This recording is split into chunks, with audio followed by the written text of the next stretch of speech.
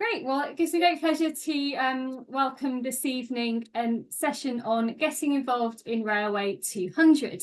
And tonight we're going to be learning all about Railway 200, a year-long partnership campaign in 2025, which is marking the 200th anniversary of the modern railway. Really exciting moment for transport and mobility history.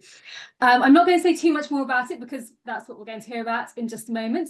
But we've got two speakers on the topic this evening. So first of all, Emma Robertson, who is the Railway 200 Programme Manager, is going to introduce Railway 200. And then Mike Isbester, who is Senior Lecturer in History at the University of Portsmouth and the Academic Liaison for Railway 200, is going to think about the contribution of those based in higher education. So I'm going to hand over to Emma Robertson, who is going to tell us more about what's going to be going on. Emma, welcome and thank you for joining us.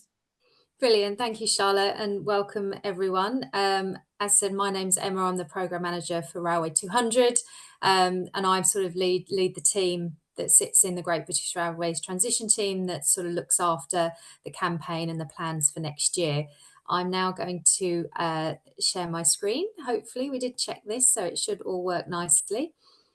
So hopefully that is all playing nicely. So before I get started, I'd just like to share a short sort of explainer video that kind of sets the scene for the celebrations with you.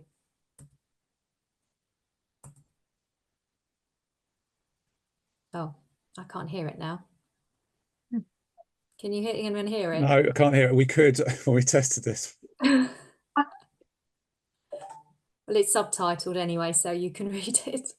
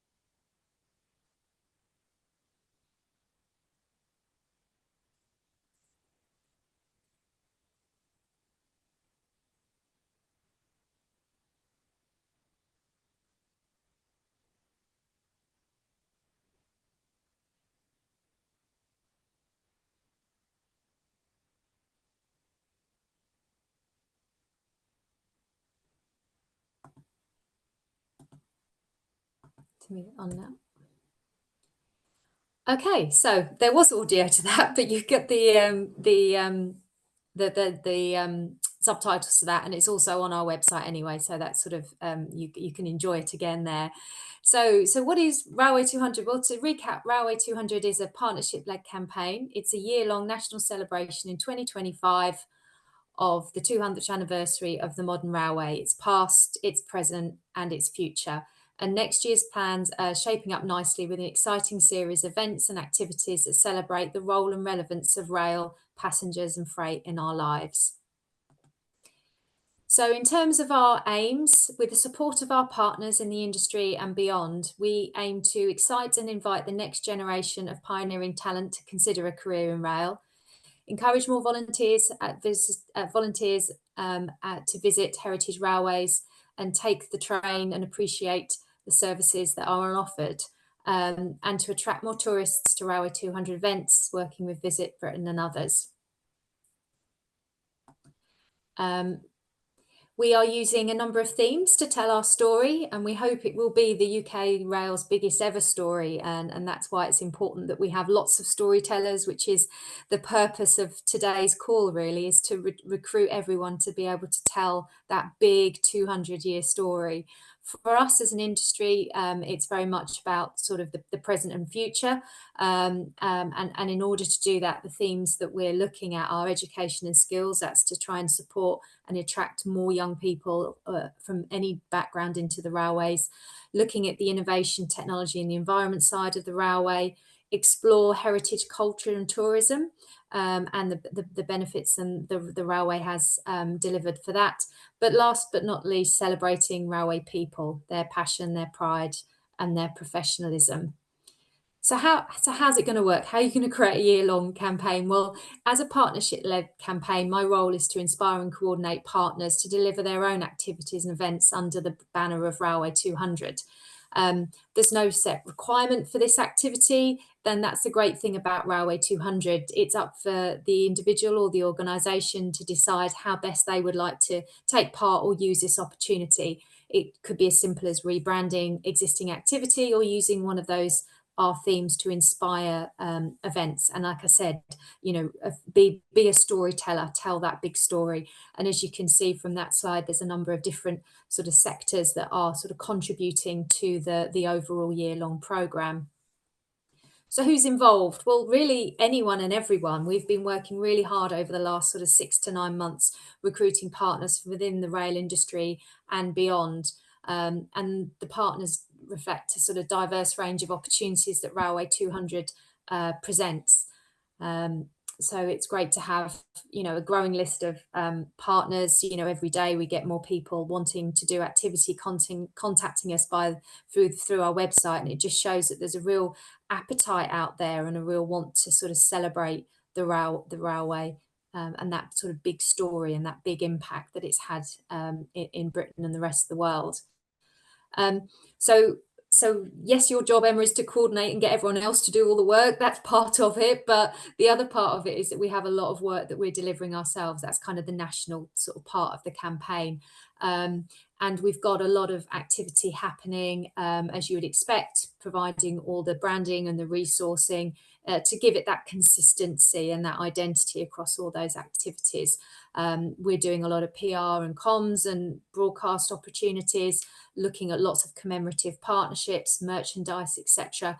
And of course, we have our exhibition train, which I'll come on to speak to in a moment. So what's coming down the track then? So what's going to be happening? That's the big question. Well, we know that on the 12 noon on the 1st of January, there'll be a whistle off of vintage steam locomotions at sites across the UK being organised by the Heritage Railway Association. So that gives a real good marker to start the year. And we've actually, off the back of that, had contact from a Heritage Railway in the Netherlands that also want to take part. So this whistle off could be indeed global as that message gets out there.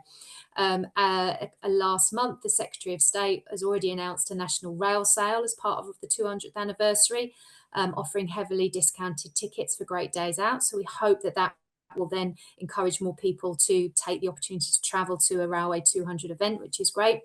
And we know that Bluebell down in Sussex are putting on a major event in the summer, and they've secured a Heritage Lottery fund in order to do that. They're looking at doing past, present and future, all at a Heritage Railway on a very, very big site.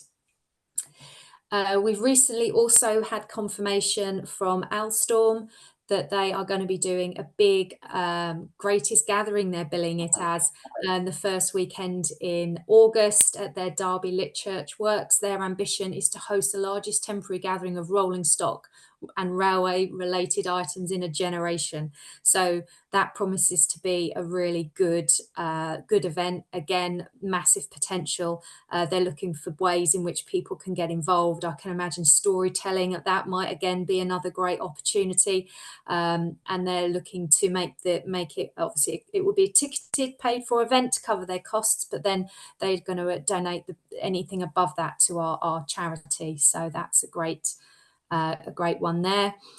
And then our exhibition train. I'm not sure what everyone knows, but we are planning at the moment for a touring exhibition train named Inspiration that will travel across England, Scotland and Wales with interactive displays curated with the help from the National Railway Museum. The train will consist of interactive exhibitions showcasing railway innovation and inspiring school children to consider a career in rail as well. So there'll be a number of different carriages to do that. And you can see on the screen some of our early concept designs for that. The one in the middle is part of the Railway First carriage, which is looking at that 200-year story. And then the ones on either side are sort of how we might portray some of those more interesting roles in rail to promote careers. And then again, just a few more of those images that we released The ones on either side on this one are the Wonder Lab, which is the Railway Museum's new STEM lab up in York. We're taking that some of those exhibits and putting them in the carriage as well. So all very exciting stuff. And other activities that will be taking place include from the industry anniversary related train namings, open days, heritage trails, rail staff and public events. We know there's going to be commemorative books, quizzes, talks, and lots of fundraising activity going on as well. And some of the other plans being finalised from our side with a global profile. We're attempting to work with UNESCO, the British Council, Google and international rail retailers as well. So we're really sort of looking at so many different partnerships that can do so many different things for Railway 200. Currently live at the moment, we've got the Young Railway Photographer of the Year competition live. So if anyone knows within your networks any budding photographers that would like to enter the competition, it's currently live, closes in January, and then obviously the winners will be announced next year and be displayed at the Railway Museum. And as you would expect, any good celebration has merch. And we have a range that we've been developing with the Railway Museum as well. That's just some of the early samples that we've got, and they'll be on sale next year as well. And we're obviously fully trying to explore the benefit this would have to tourism as well. We're working with Visit England on how we can integrate rail into their sort of promotional materials for next year, which is great. I'm presenting next week to the Visitor Attractions Conference to again give them the opportunity of Railway 200 and showing them that actually they could take part in it. It doesn't have to be an engineering story. There's the cultural impact and art and history as well they might be able to identify ways within their attraction to get involved. As well. And I'm also presenting tomorrow with Mike to the Institute of Tourist Guiding. They're all the blue badge guiders. So again, we're putting Railway 200 as an opportunity to them to be able to include that in their sort of tourist guide walks as well. So we're really looking at this as broadly as possible.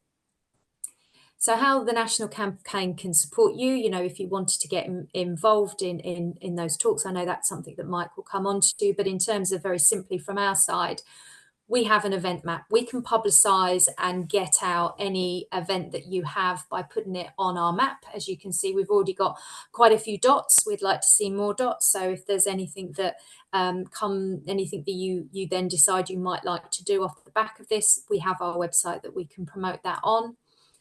Similarly, we have our social media channels all live as well. It's a great way for us to be able to know what's going on if people follow us and also tag us in anything that you would be doing. Again, so we have those channels available. And we also have a toolkit for partners as well. This is all on our website. But if you wanted to do any themed activities or events, there is a partner toolkit there with a range of assets that you can use to give it the Railway 200 brand and flavour. And also we have a stakeholder newsletter as well that goes out to over 1,000 people. Again, it's a great way to promote anything that you might be doing or ask anyone that's interested in whether they want to be collaborating. And we also have a LinkedIn group as well for people that want to sort of collaborate. So there's lots of different ways in which you can find like-minded people to sort of get partner up with. So really that just leaves me to say, it's great to have this opportunity and thank you for listening. Let's make history together. Mike, over to you. Shall I stop sharing now? Brilliant. Thanks, Emma. Yeah, that's really helpful. So I think that's a really great introduction, very, very useful for people to get a bit more of a sense of the flavour of things and indeed the collaborative nature of it.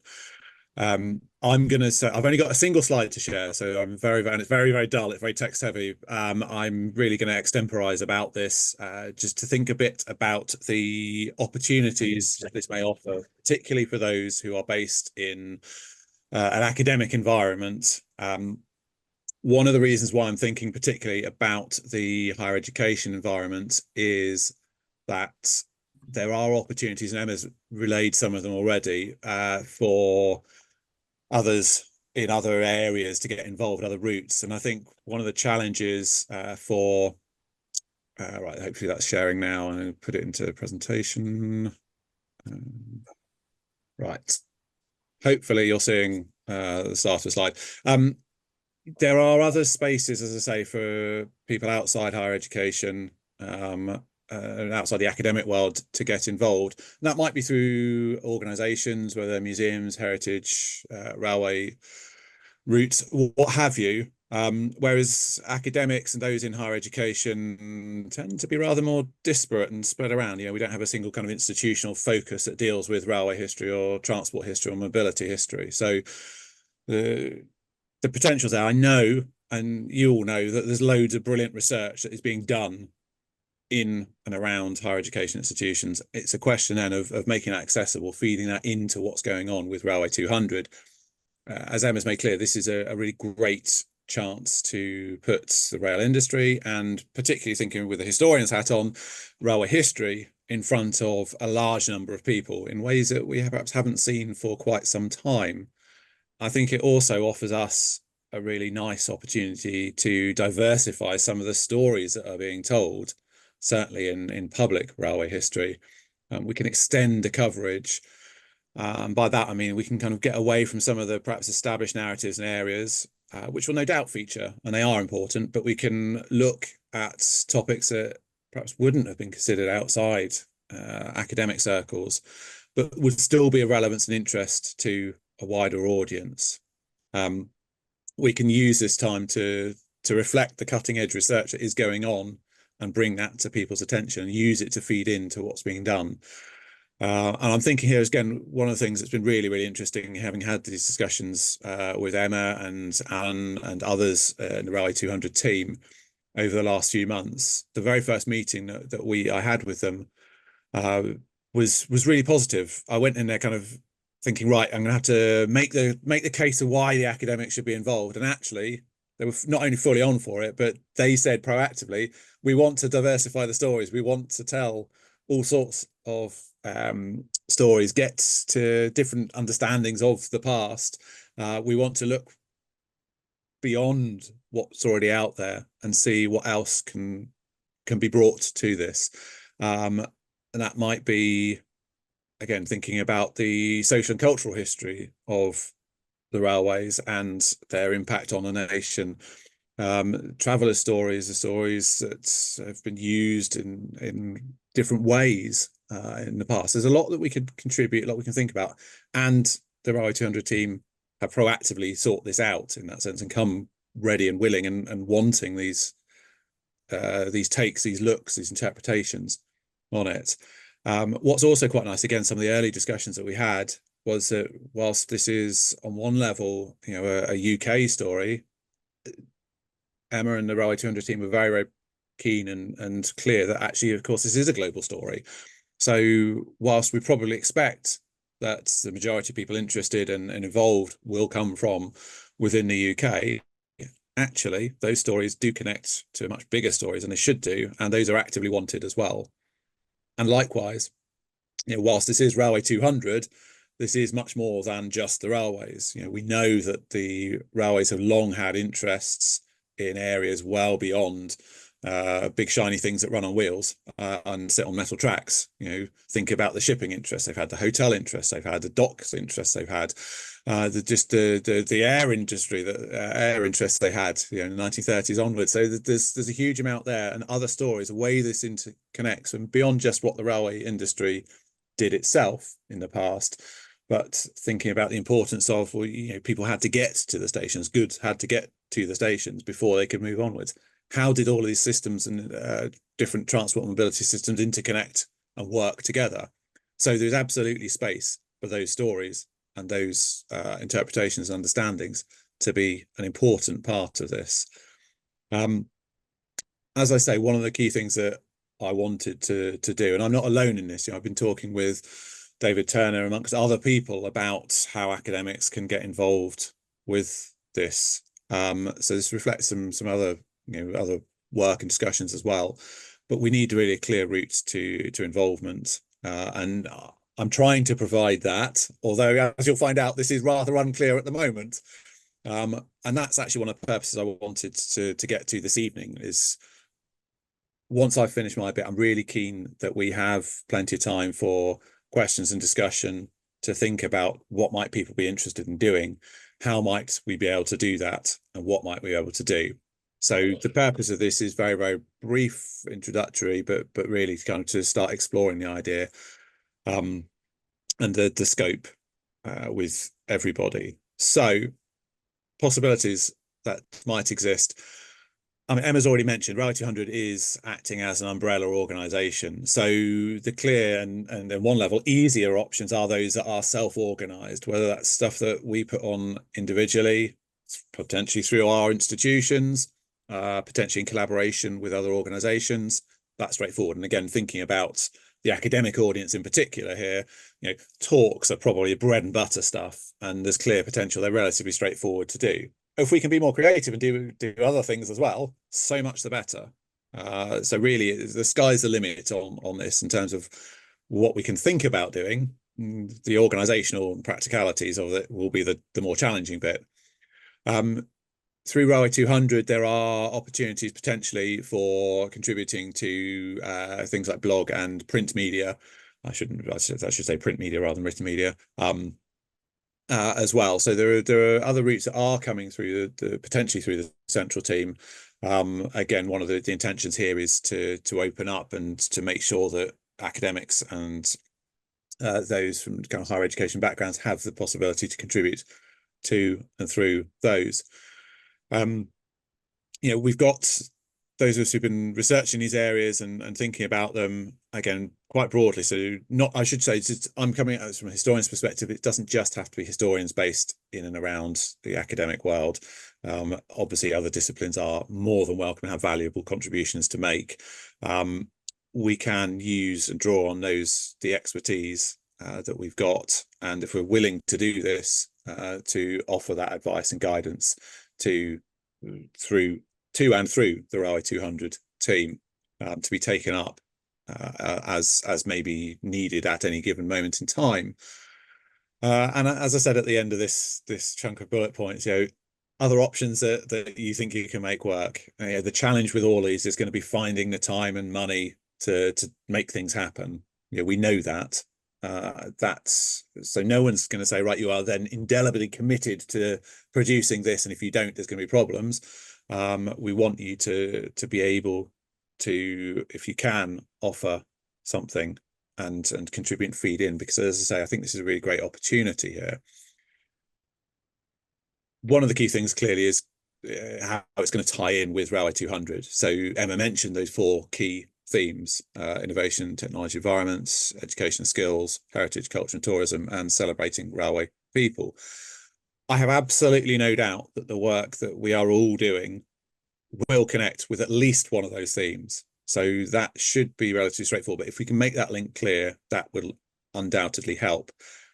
A quick example of that from some of my own work with the Railway Work, Life and Death Project, which is looking at accidents to railway workers in Britain and Ireland before 1939. On one level, it doesn't sound very celebratory and kind of a cheery story to tell. And that's actually, again, we've had that discussion with Emma and others, and said, that's still important that we are able to tell these stories and think about railway pasts, transport mobility pasts in ways that are critical, that bring that critical perspective, and see where they connect. Now, in this case, Railway Work, Life and Death does connect quite well with both heritage, culture and tourism. So I've been doing work with some heritage railways as a part through the project to try to bring some of those case studies in that relate to their lines in particular into what they're doing, and think about how that will tie in with Railway 200. And indeed, these were some of the things that came up in the heritage delivery group meeting for Railway 200 earlier this afternoon. For Railway Work, Life and Death, thinking about those key themes, again, celebrating railway people, given that we are looking at staff and their experiences, so it ties in really quite tightly there. So there's all sorts of ways in there, and again, the community focused work that is so important to Railway 200 is exactly the kind of thing that we're doing in Railway Work, Life and Death. So different ways that this, this work that is based, partly based in an academic institution, at my institution, the University of Portsmouth, can and will tie in with what is happening for Railway 200. All that remains to be said from me on this one then is, if you are interested in want to think about more, please feel free to drop me a line. My email is on screen there. I'm always welcome. I may take a little while to get back to you, apologies, but I will get back to you, particularly as we're now getting closer to the start of Railway 200 events and activities. So I'm gathering some sort of sense of how academics might be involved, who's interested, what they think they might contribute. And again, I'll talk more about this I'm going to aim to put on a couple of Zoom calls at some point in the coming weeks for those academics inside, outside higher education to come along, ask questions that they may have if they're not covered tonight, and for those who couldn't make it tonight as well. So there's a bit more to come, certainly before we pull things together and move things further forward. But as I say, the opportunity is there. I'm really keen to make sure that academics and those based, as I say, inside, outside higher education are able to make the most of that and to contribute to something that looks like it could be really a lot of fun and really, really important.